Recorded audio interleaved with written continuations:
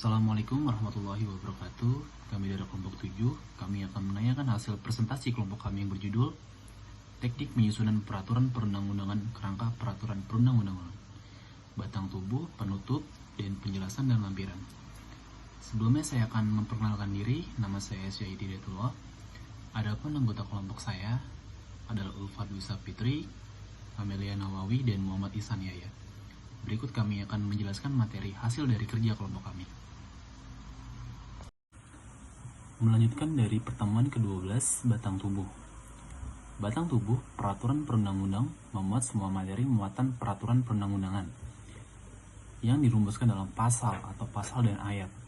Pada umumnya, materi muatan dalam batang tubuh dikelompokkan ke dalam 1. Ketentuan umum, 2. Materi pokok yang diatur, 3. Ketentuan pidana, 4. Ketentuan peralihan jika diperlukan, dan ketentuan penutup. Batasan pengertian atau definisi. Contoh batasan pengertian, ada menteri adalah menteri yang menyelenggarakan urusan pemerintah di bidang hakim. Ada pemerintah daerah adalah bupati, dan perangkat daerah sebagai unsur penyelenggara pemerintahan daerah Tangerang Selatan. Contoh definisi, pajak daerah yang selanjutnya disebut pajak adalah kontribusi wajib kepada daerah yang terutang oleh orang pribadi atau badan yang bersifat memaksa berdasarkan undang-undang dengan tidak mendapat imbalan secara langsung dan digunakan untuk keperluan daerah bagi sebesar-besarnya kemakmuran rakyat. 2. Singkatan atau akronim yang dituangkan dalam batasan pengertian atau definisi. Contoh singkatan, Badan Pemeriksa Keuangan yang selanjutnya disebut BPK adalah lembaga negara yang bertugas memeriksa pengelolaan dan pertanggungjawaban keuangan negara sebagaimana dimaksud dalam Undang-Undang Dasar Negara Republik Indonesia tahun 1945. 3. Ada hal-hal yang bersifat umum yang berlaku bagi pasal atau beberapa pasal berikutnya antara lain ketentuan yang mencerminkan azas, maksud, dan tujuan. Contoh akronim, orang dengan HIV atau AIDS yang selanjutnya disebut ODA adalah orang yang sudah terinfeksi HIV baik pada tahap belum ada gejala maupun sudah ada gejala. Frasa pembuka atau ketentuan umum dalam peraturan perundang-undangan sifatnya sudah baku, ada dalam undang-undang, 2. Ada dalam peraturan pemerintah dan dalam peraturan daerah. Kata atau istilah yang dimuat dalam ketentuan umum hanyalah kata atau istilah yang digunakan berulang-ulang di dalam pasal atau beberapa pasal selanjutnya. Jika suatu kata atau istilah hanya digunakan satu kali saja, tetapi kata atau istilah itu diperlukan pengertiannya untuk suatu bab, bagian atau paragraf tertentu, maka kata itu istilah itu diberikan definisi. Lalu apabila rumusan definisi dari suatu peraturan perundang-undangan dirumuskan kembali dalam peraturan perundang-undangan yang akan dibentuk, rumusan definisi tersebut harus sama dengan rumusan definisi dalam peraturan perundang-undangan yang telah berlaku tersebut. Rumusan batasan pengertian dari suatu peraturan perundang-undangan dapat berbeda dengan rumusan peraturan perundang-undangan yang lain karena disesuaikan dengan kebutuhan terkait dengan materi muatan yang akan diatur. Contoh, hari adalah hari kalender, hari adalah hari kerja, dan batasan pengertian atau definisi, singkatan akronim, berfungsi untuk menjelaskan makna suatu kata atau istilah, maka batasan pengertian atau definisi, singkatan atau akronim tidak perlu penjelasan, karena itu harus dirumuskan dengan lengkap dan jelas agar tidak menimbulkan pengertian ganda. Lalu ada penulisan huruf awal, kata atau istilah yang sudah didefinisikan atau diberi batasan pengertian dalam ketentuan umum dengan huruf kapital, baik digunakan dalam norma, penjelasan, maupun dalam lampiran. Ya, perkenalkan saya Amelia Nawawi akan melanjutkan presentasi dari teman saya yaitu Syahid Hidayatullah. Ya, dilanjutkan yaitu yang kedua, materi pokok yang diatur. Materi pokok ditempatkan setelah bab ketentuan umum. Apabila tidak ada pembagian bab, maka langsung ditempatkan setelah ketentuan umum. Yang ketiga, ketentuan pidana. Jika diperlukan, catat ya guys.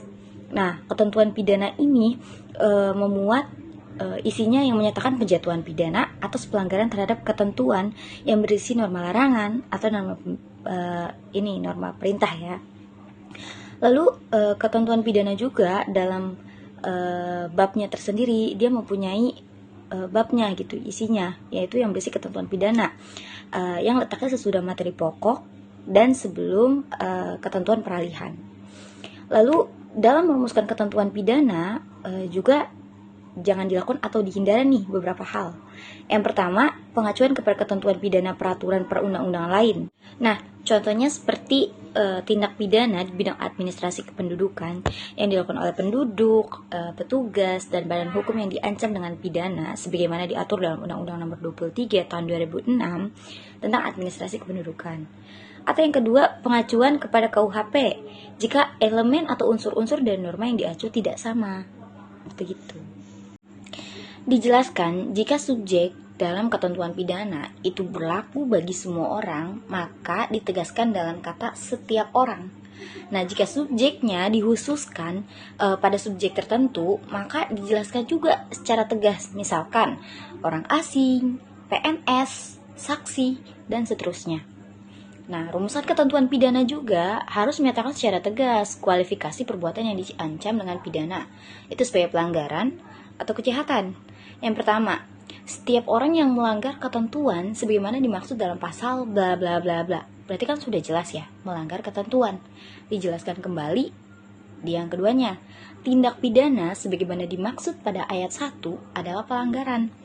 Maka yang di atas itu pelanggaran, yang keduanya kejahatan. Maka dijelaskan mana pelanggaran dan mana kejahatannya.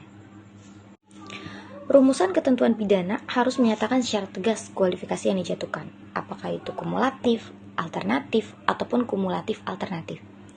Contohnya seperti apa? Contohnya yang kumulatif seperti setiap orang yang dengan sengaja menyiarkan hal-hal yang bersifat sadis, pornografi, dan atau bersifat perjudian sebagaimana dimaksud dalam pasal 32 ayat 7 dengan pidana penjara paling lama 3 tahun dan dipidana denda paling banyak 300 juta rupiah. Sedangkan yang alternatif dipidana paling lama 3 tahun atau pidana denda paling banyak 300 juta. Jadi perbedaan kumulatif dan alternatif itu perbedaan kata penghubung dan atau gitu ya. Karena di alternatif itu kan pilihan. Jadi pidana penjara paling lama 3 tahun atau pidana denda paling banyak 300 juta rupiah.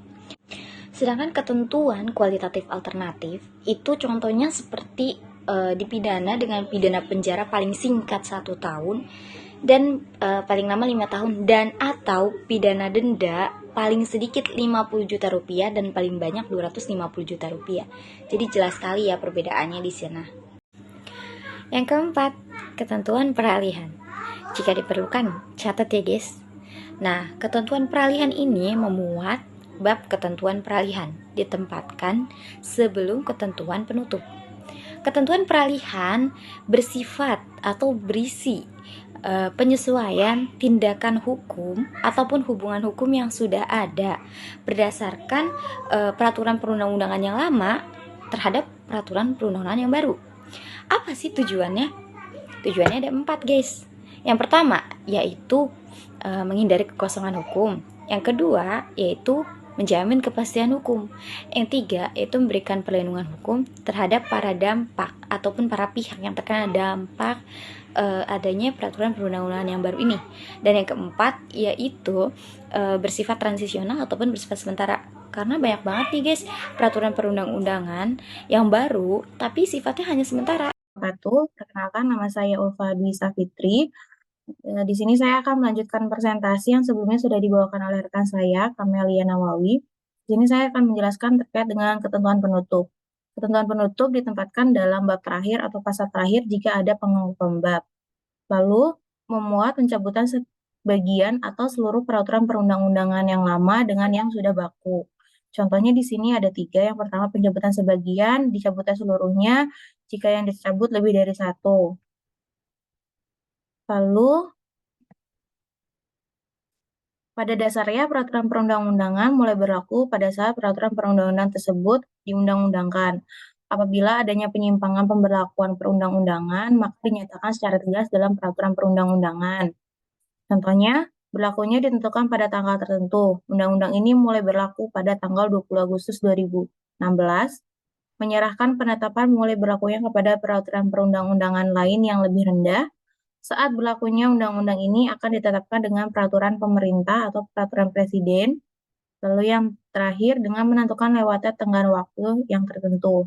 Undang-undang ini mulai berlaku setelah 1 tahun sejak tanggal diundang-undangkan. Lalu di sini ada terkait dengan penutup. Penutup merupakan bagian akhir peraturan perundang-undangan yang sudah atau merupakan kalimat yang baku yang memuat yang pertama, perumusan perintah pengundangan dan penempatan peraturan perundang-undangan dalam lembaran negara Republik Indonesia. Lalu yang kedua ada penandatanganan, pengesahan, penetapan peraturan undang-undang. Yang ketiga ada pengundangan dan penetapan peraturan perundang-undangan. Yang terakhir ada akhir bagian penutup. Nah, di sini juga ada contohnya. Yang pertama, setiap orang mengetahui memerintahkan pengundang-undangan ini atau peraturan pemerintah ini atau peraturan presiden ini dengan penempatan dalam lembaran negara Republik Indonesia. Lalu yang kedua, agar setiap orang mengetahui, memerintahkan, mengundangkan peraturan menteri ini dengan menetapkan dalam berita negara Republik Indonesia. Lalu contoh yang ketiga, agar setiap orang mengetahui, memerintahkan, mengundangkan peraturan daerah ini dengan penempatan dalam lembar daerah, provinsi, kabupaten, atau kota.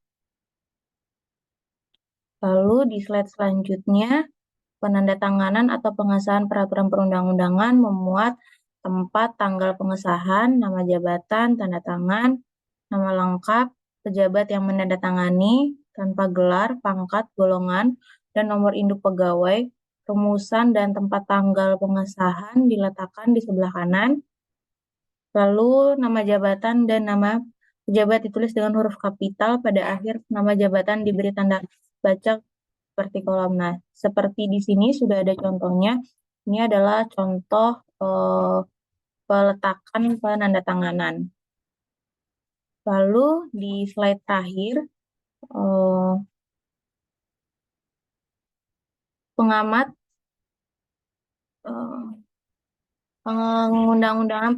pengundangan peraturan perundang-undangan memuat yang pertama tempat dan tanggal pengundangan, tanda tangan, nama lengkap pejabat yang menandatangani tanpa gelar, pangkat, golongan, nomor induk pegawai, lalu tempat dan tanggal pengundangan peraturan perundang-undangan diletakkan sebelah kiri di bawah penandatanganan pengesahan atau penetapan.